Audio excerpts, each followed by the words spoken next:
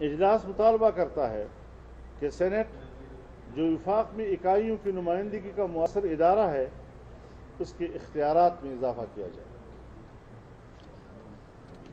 مینگل صاحب، آپ سے میرا سوال ہوگا کہ مولانا کے ساتھ اپوزیشن کے ساتھ آپ آ کر بیٹھے ہیں اے پی سی میں، آپ نے واقعی یہ حتمی فیصلہ کر لیا ہے کہ اب حکومت کے ساتھ نہیں جانا؟ کیونکہ آپ کی ویسے تو کریڈیبلٹی آپ کی کمال کی، آپ کی فیملی کی بڑی زبردست رہی ہے، لیکن یہ 2 سال میں ہم نے دیکھا ہے کہ آپ نے ایم کیو ایم والی سیاست کو تھوڑا سا وہی اپنایا ہوا ہے، تو لوگ یہ بڑے سوالات اٹھا رہے ہیں، ڈسکس کر رہے ہیں۔ اب بھی حکومت نے آج بھی خبر چلوائی ہے کہ ٹیم آئے گی آپ کے پاس شاید آج یا کل، تو کتنے چانسز ہیں کہ واپس نہیں جائیں گے آپ؟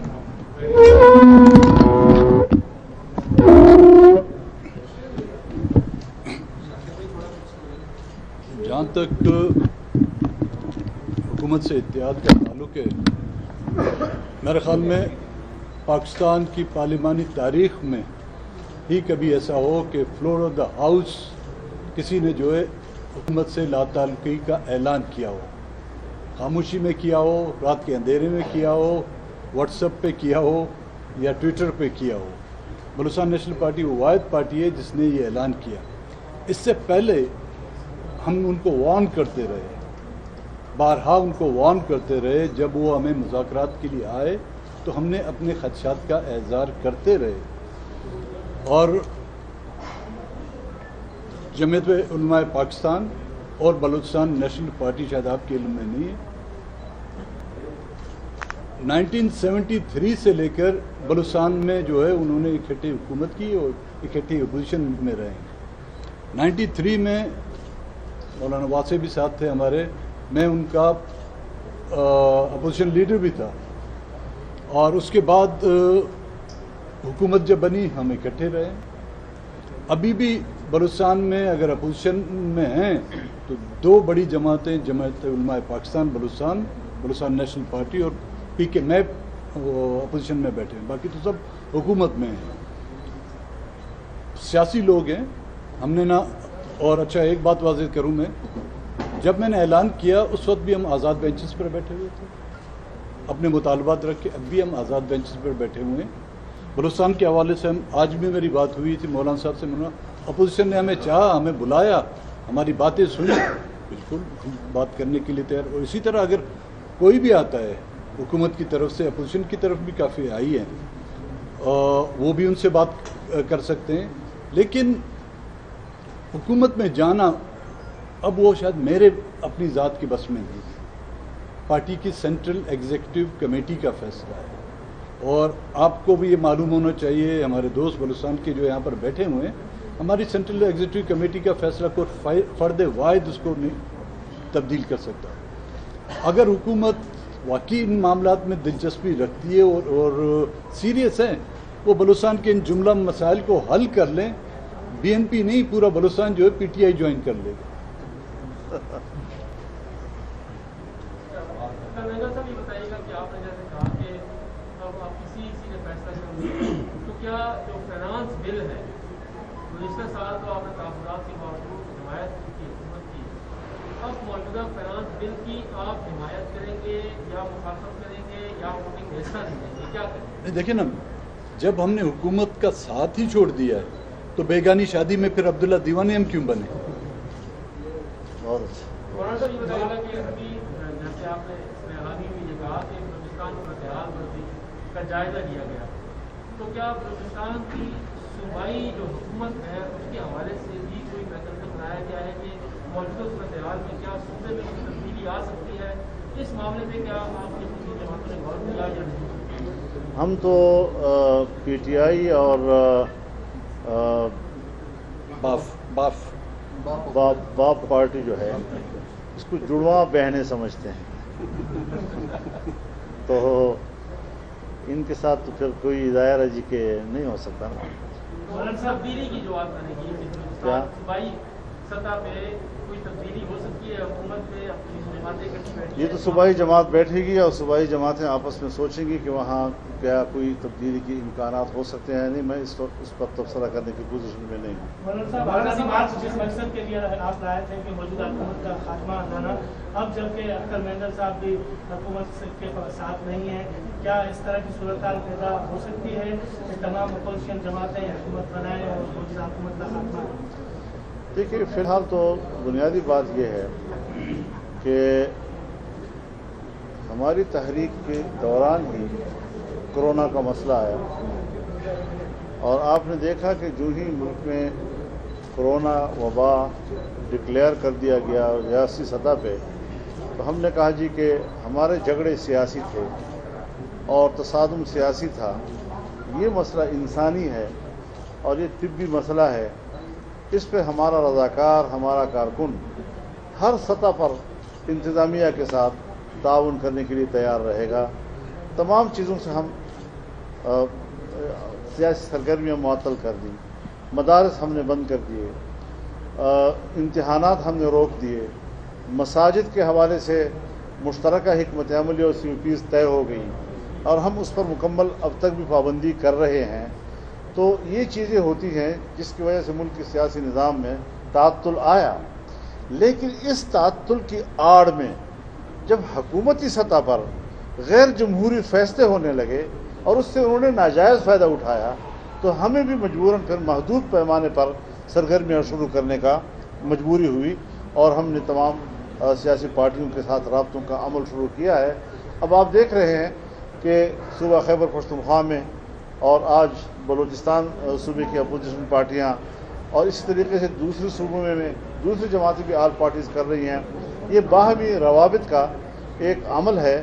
जब हम तमाम मुत्तफ़क़ा नुकात पे हर सूबे के लोग पहुँच जाएंगे तो फिर मरकज़ी सतह पर एक आल पार्टी की तरफ हम जाएंगे और उस वक्त एक माहौल हम बनाएंगे। तो इंशाअल्लाह अज़ीज़ इन हालात में जितना कुछ अपोजिशन के प्लेटफार्म पर हो सकता है और आम आदमी की जो हम तर्जुमानी कर सकते हैं, उसकी नुमाइंदगी कर सकते हैं, उसमें हम मैदान में आ गए हैं और इंशाअल्लाह अज़ीज़ ये अमल आगे बढ़ेगा। मौलाना तहरीक आपकी सियासत के बारे में कहा जाता है कि सियासत बड़ी अजीब है आपकी। आप जिधर भी हो, हुकूमत में हो या ऑपोजिशन में हो, दोनों फ्रीकैन को इंगेज कर सकते हैं। आपने जब इमरान खान के खिलाफ तहरीक चलाई और आप इस्लामाबाद पहुँचे, ऑपोजिशन ने बड़ा तरह से काम किया कि मुनासिब वक्त नहीं है, आपके साथ नहीं रह सकते। और दूसरी जानिब जो हुकूमत की तहरीक है उनमें भी वो इंगेज किया आपको उन्होंने और ये कहा गया कि कुछ गारंटियाँ दी गई हैं और कुछ गारंटियाँ दी गई हैं। क्या वो टाइम कब आएगा जब आप उन गारंटर्स के उन गारंटियाँ लेने और देने वालों के नाम सामने आएंगे? जब कोरोना ज़रा थोड़ा नीचे जाएगा तब बात अच्छा मौलाना, कोई तहरीक अदम एतमाद का ऑप्शन भी है अपोजिशन के पास? वज़ीर आज़म के खिलाफ तहरीक अदम एतमाद का ऑप्शन कोई है तेरे और? देखिए, तहरीक अदम एतमाद जो है वो ऐवान के अंदर के अरकान की तादाद और उसके ऊपर शुमार होती है। अक्सरियत तो हमारे पास पहले भी थी, लेकिन सेनेट इलेक्शन में, चेयरमैन के इलेक्शन में क्या हुआ फिर? तारीख़ का एक बेहतरीन वाक़या हमने तारीख़ के औराक पे छोड़ा है। तो ऐसी सूरत हाल में ऑप्शन तो है, इसमें तो कोई शक नहीं है, लेकिन उसको अमली जामा पहनाना, उसको वो नताइज हासिल करना, उस पर तो एक दफ़ा नहीं बार बार सोचने की ज़रूरत है। मौलाना साहब, आपकी इजाज़त से सरदार साहब, ये बात बिल्कुल ठीक है। आपके बुजुर्गों ने और आपने, आपकी जमातों ने बलूचिस्तान के अवाम की मुश्किलात और उनके मसाइल को हल करने के लिए हमेशा बात की और आज की APC भी जो है वो इसी तनाजुर में है बुनियादी तौर पर। लेकिन सरदार साहब, ये सवाल जहन में उठता है कि बलूचिस्तान के कौन से नवाब हैं, कौन से सरदार हैं, कौन से रईस हैं जिनके वफाकी दारुल हुकूमत में 10-10 करोड़ के बंगले नहीं हैं, जिनके पास 5-5 करोड़ की गाड़ी नहीं है। अभी जब हम आए तो एक साहब ने कहा कि ये तो लगता है कि दुबई के अंदर कोई APC हो रही है गाड़ी। तो ऐसी सूरत हाल के अंदर मतलब ये कि इस्लामाबाद में क़याम करके ठंडे कमरों के अंदर उन गरीबों की उनकी बात करनी कुछ अजीब सा नहीं लगता सबको? देखिए, आपने बलूचिस्तान के सरदारों की, नवाबों की जो तादाद गिनाई। मैं आपको सिर्फ मुशर्रफ के दौर की तादाद जो वो हमेशा कहते थे कि 73 सरदार मेरे पास हैं, बाकी जो हैं मुखालफ 3। तो उसके बावजूद भी बलूचिस्तान के 73 सरदार जब मुशर्रफ के साथ थे तो बलूचिस्तान का मसला क्यों नहीं हुआ? और बलूचिस्तान के सरदारों को मोर्ज़ इल्ज़ाम ठहराने मेरे ख्याल में उनका हक बनता है कि उनको मोर्ज़, क्योंकि नवाब मकरान ना होता तो मकरान की स्टेट पाकिस्तान में शामिल नहीं होती, जाम लसबेला ना होता तो लसबेला की स्टेट जो है पाकिस्तान में शामिल नहीं होती, खारान का नवाब ना होता तो ये उनका इलाज ही है कि जो उन्होंने गलतियाँ की। और जहाँ तक हमारे बलूचिस्तान के सरदारों नवाबों का, मैं आपको कह देता हूँ जो भी बलूचिस्तान के नवाब सरदार चाहे हुकूमत में है चाहे अपोजिशन में, उनको एक साइड पे उनकी माल और दौलत एक साइड पे रख लें। पाकिस्तान के 3 generals, general Musharraf, general Zia-ul हक और जनरल अयूब खान की जायदादों को एक साथ रखें, कौन अरबपति है कौन करोड़पति है। आप भी यही चाहते थे मेरा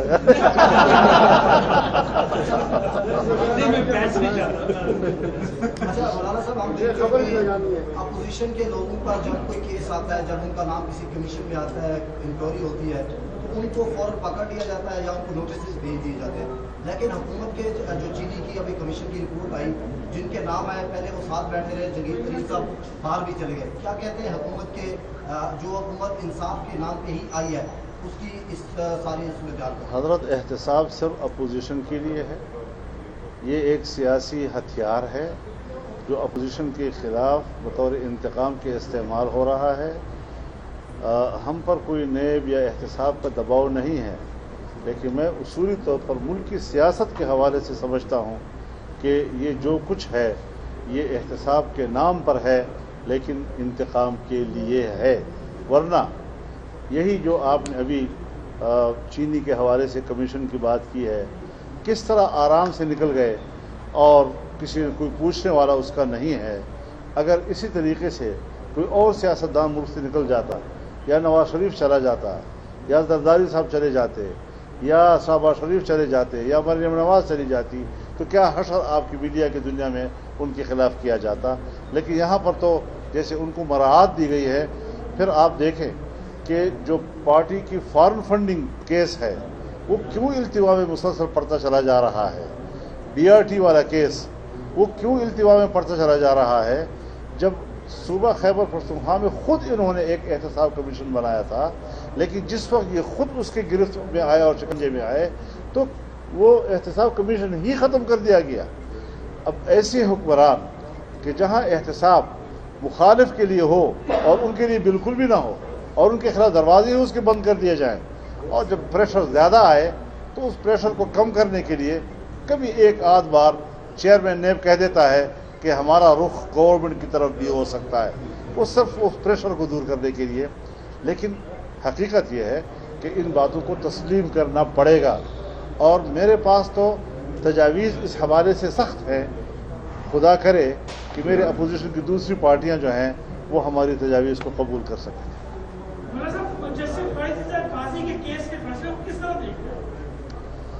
मेरे ख्याल में बड़े अच्छे तरीके से उन्होंने अपना केस फाइट किया है। खुद जज हैं, अदालत के मुकम्मल एहतराम के साथ किया है। उनकी अहलिया ने जिस साफगोई के साथ अपनी पोजीशन वाज़ेह की है, और फिर उन्होंने उनके खिलाफ जो रेफरेंस था उसको खारिज कर दिया है। फिर हम इससे अदालत की तौक़ीर में इजाफ़ा हुआ है, और जो रेफरेंस बदनीयती पर मबनी था उस पर ज़रूर एक कार्रवाई होनी चाहिए कि ऐसे गलत रेफरेंसेस हुकूमत की तरफ से अदालतों के ख़िलाफ़ आखिर जज कल किस तरह फैसले देंगे, जबकि उनको आप अपनी ज़ात की दिफा में मसरूफ़ कर देंगे।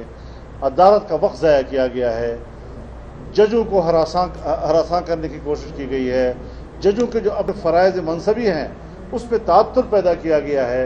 ये सारी वो चीज़ें हैं कि जिसको हमें देखना चाहिए, और अदालत को ख़ुद इस सारी चीज़ का नोटिस लेना चाहिए कि इस तरह के बदनीयती पर मबनी रेफरेंसेस वो क्यों आते हैं, और जबकि अदालत ने खुद बदनीयती का लफ्ज़ इस्तेमाल किया तो फिर बदनीयती की सज़ा भी होनी चाहिए। बहुत पहली मरतबा इंसाफ को इंसाफ